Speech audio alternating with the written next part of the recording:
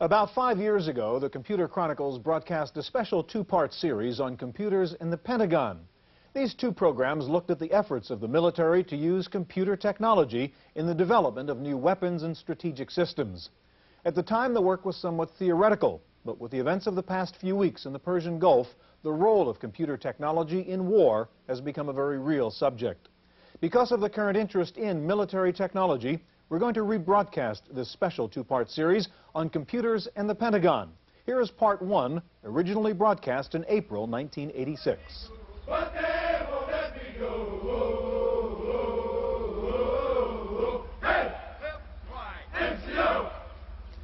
Traditionally, the military has meant this: soldiers, and war has been your men against my men.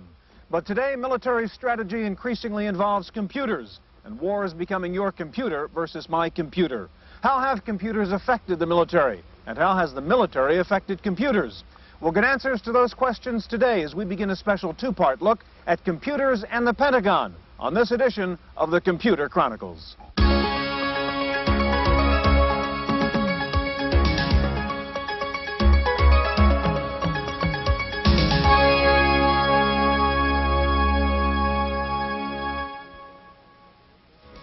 The Computer Chronicles is made possible in part by the Software Publishers Association, which reminds you it's a federal offense to copy software. The SPA provides information on how to stay software legal. Funding is also provided by PC Connection and Mac Connection, and by Byte Magazine and Bix.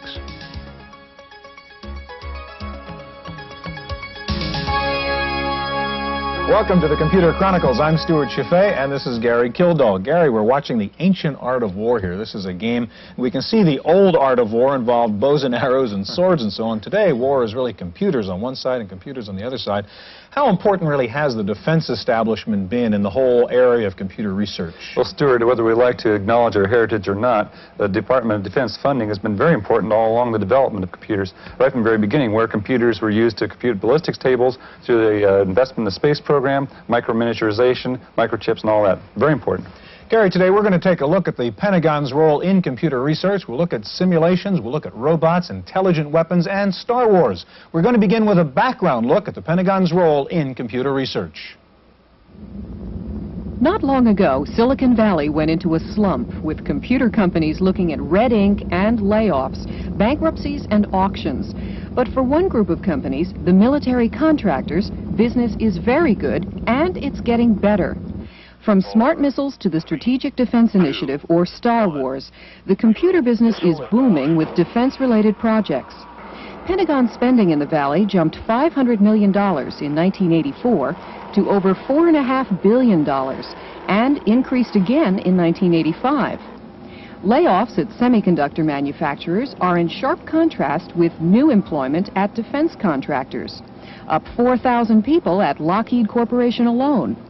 Analysts estimate that anywhere from 15 to 30% of high-tech workers are involved with defense-related work. Critics worry that the trend away from commercial products to direct military applications will thwart the young industry's reputation for taking innovative risks. But those within the industry don't think so. The government will fund research, whereas the private sector is not interested in funding research. Now, the military and the government has particular goals for that research, so they're not just funding it for its own sake, but the government, in particular the Defense Department, has a very long-term perspective on research. They don't expect to see results of your basic or applied research for 10 or perhaps even 15 to 20 years. That simply is not true in the private sector. In a mass raid, high-speed bombers could be in on us before we could determine their tracks. And then it would be too late to act.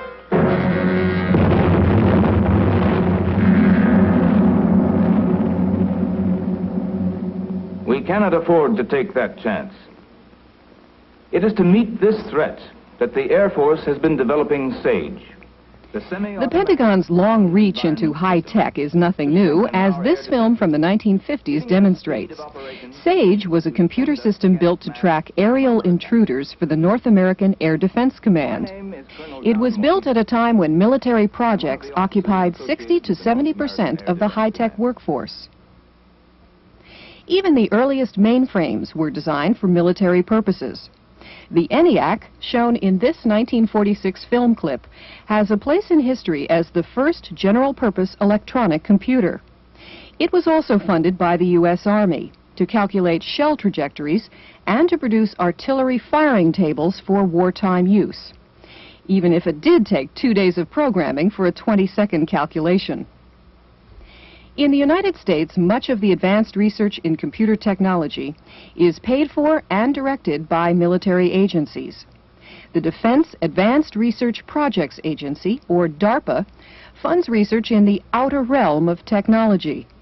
DARPA is credited with developing the building blocks of modern computers, from microcircuitry to the mouse. Critics of Pentagon-funded research voice concerns about the way projects are financed and the danger of relying too heavily on military funding. Unlike the lean startup that relies on venture capital, military contractors are guaranteed a profit called cost-plus financing. And still unanswered is how the push for military computers will affect our standing in the international race for computer supremacy.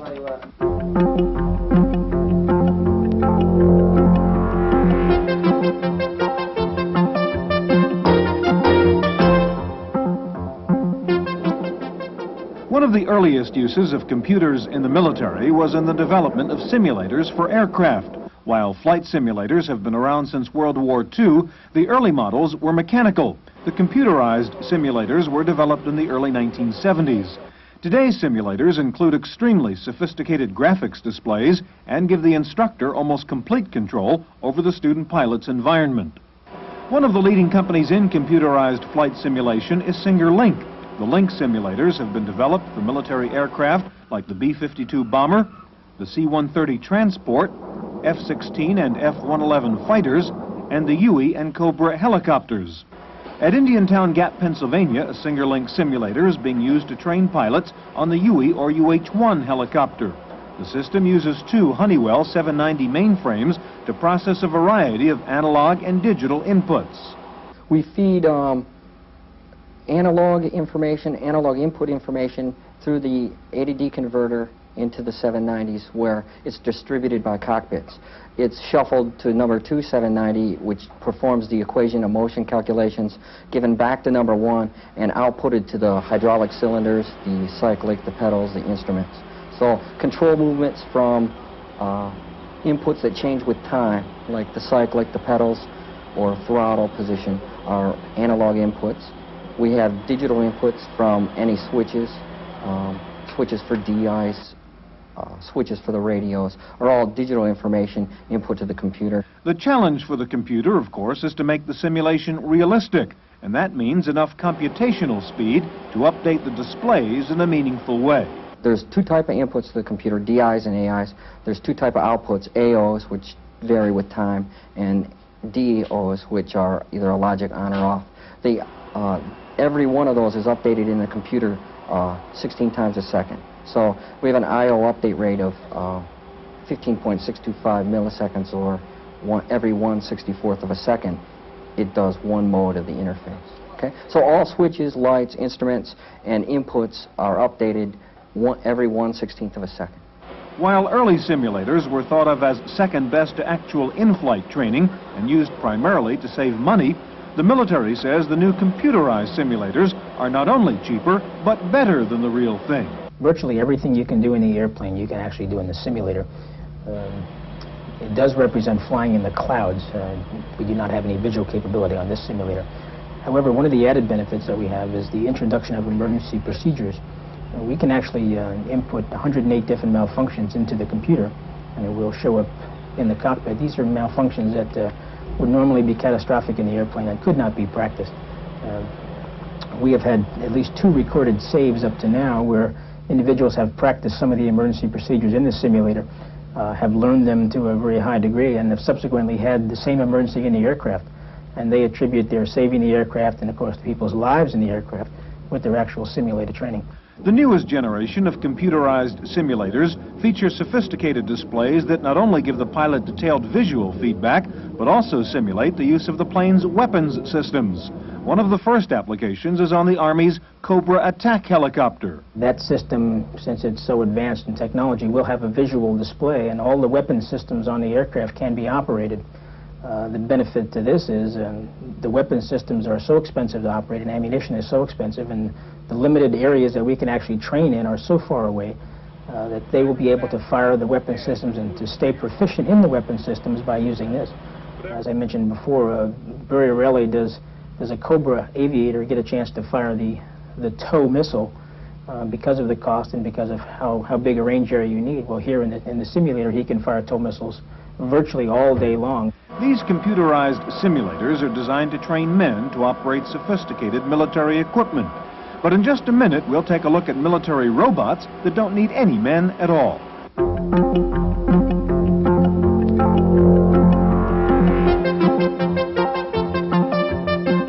This may not look much like a tank, but someday it could evolve into one, as robots become an increasingly important part of America's military strategy. This is Terragator, an ALV, or autonomous land vehicle. It's being developed here at Carnegie Mellon University in Pittsburgh. CMU's Robotics Institute is working on several aspects of robotics under a grant from DARPA, the Defense Advanced Research Projects Agency. While the work here is basic research, the military applications of an autonomous land vehicle are obvious. If you're in a new area where you don't know the terrain and you don't know what uses it has been put in, for example, there could be mines planted in a field. Even if you send a tank with people in it, you might in fact risk lives again. And again, an autonomous vehicle, an autonomous tank, which might conceivably go do the same thing, would in fact save lives.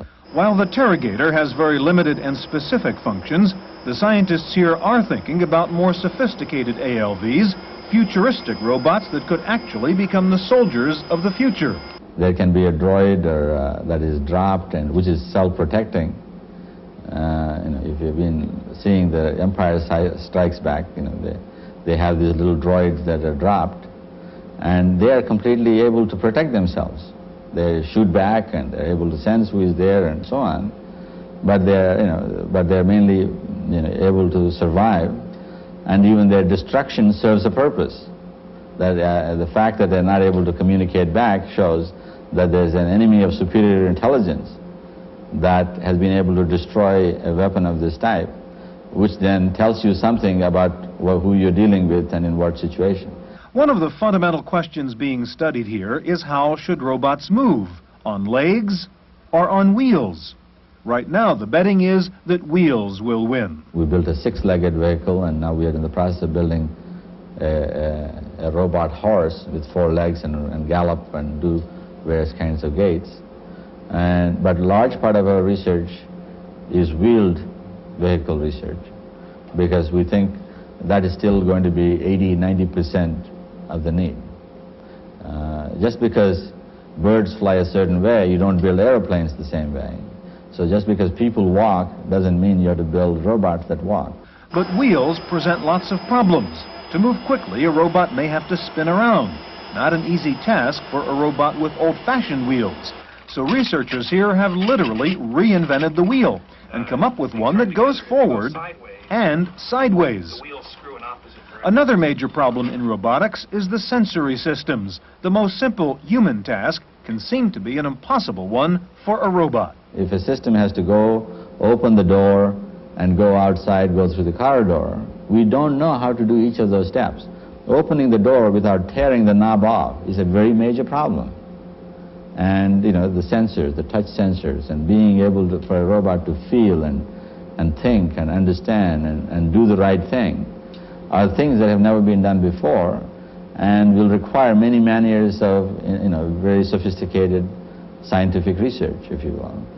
And in the process, we'll create an understanding of a technology which will lead to household robots, perhaps, which will take care of the home and sweep the floors and answer the doorbell and get you a cup of coffee and all of those things. But the biggest problem for computer scientists here is vision. In order to open the door, you have to sense what it is there, where the knob is. And you can, if you look at that knob, you can see the specular reflections. Those reflections make it appear as though there is a whole image of the whole room appearing on that little convex surface, which confuses the image further. And then after you decided that it has a round shape instead of an oval shape, grasping it is a problem. So there's a lot of image processing and a lot of data that comes in, and then a lot of thinking and interpretation that goes on in the environment. And then doing the actual task may be relatively simple compared to all the other things. Researchers here are approaching the vision problem from every possible angle. There are one-eyed robots, two-eyed robots, and robots with one eye which scans from side to side, much like a lizard. And there are robots with multiple vision systems, using video eyes, laser scanners, and sonar systems. But that creates a software problem, a problem of computer intelligence. That is the key problem in artificial intelligence, one of the key problems in artificial intelligence. Namely, if you have two experts, or two sensors, or two knowledge sources, telling you completely opposing things. One of them says there's an obstacle here, another one says the road is clear. Whom do you trust? How can you know what you do not know? People seem to somehow manage to make decisions under uncertainty, and giving a computer the same kind of plausible reasoning capabilities is something we're struggling with. We have simple solutions to it, but the problem is by no means solved. Perhaps the best example of the complexity of the vision problem for robots is what happened to Terragator one day while trying to follow a simple path. The path had a curve at a spot where there was a tree. The robot's computer is programmed to essentially follow a path in the middle of parallel lines. So the robot tried to walk up the tree thinking its parallel lines were more like a road than the curves of the actual road. The hardest problem is the problem of deciding what it is that you're seeing, the problem of vision. In the human brain, almost 30% of the human brain is dedicated to looking at a visual scene and interpreting it. That's a lot of computational power. And we still don't understand how to do it very well. And we have been working at it for now 20 years. And I expect we'll work at it for 20 more years. While researchers here in Pennsylvania are trying to solve the problems of robotics, across the country, computer scientists in California are working on the military applications of artificial intelligence. In just a moment, we'll take a look at an electronic scout, so stay with us.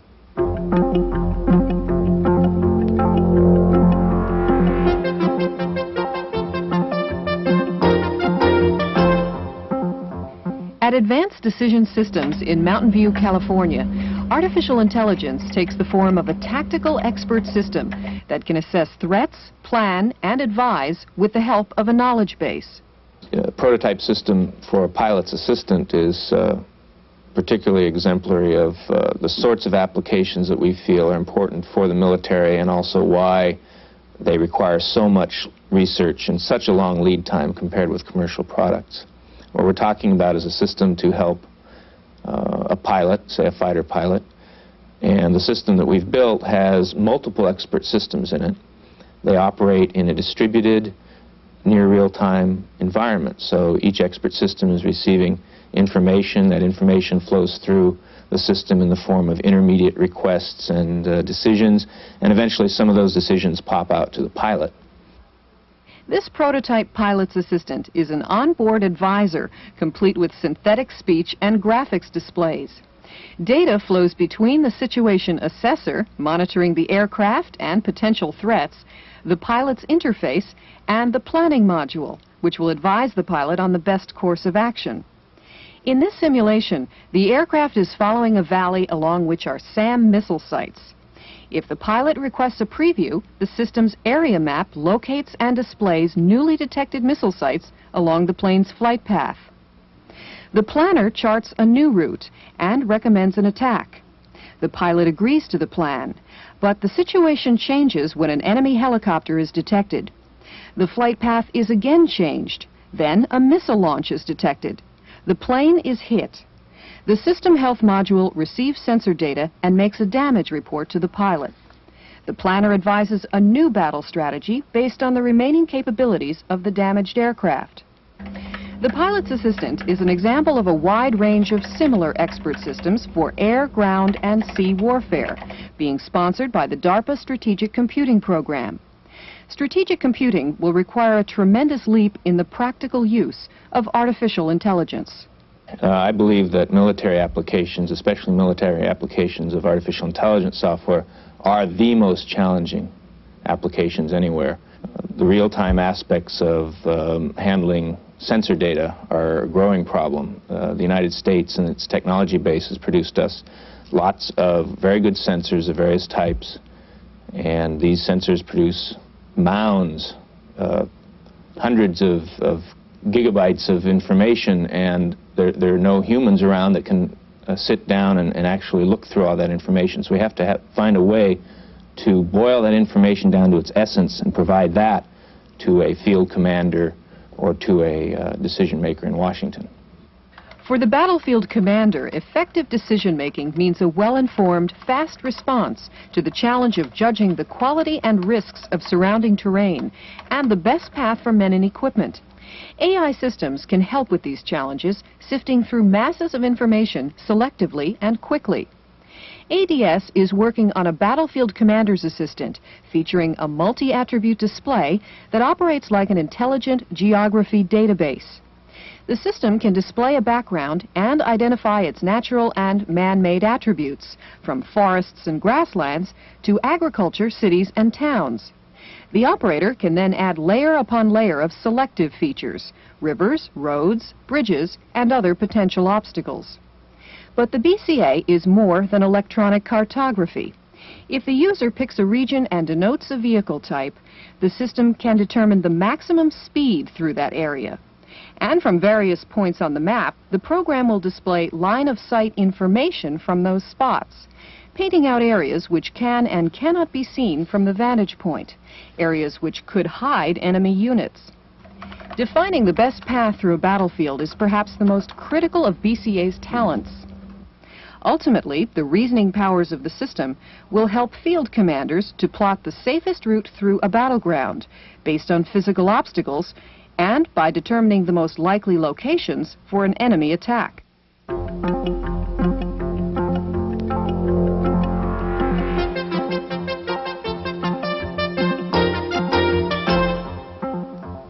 In the random access file this week, U.S. forces in the Persian Gulf are using many of the computer techniques developed over the last decade to wage and manage the war.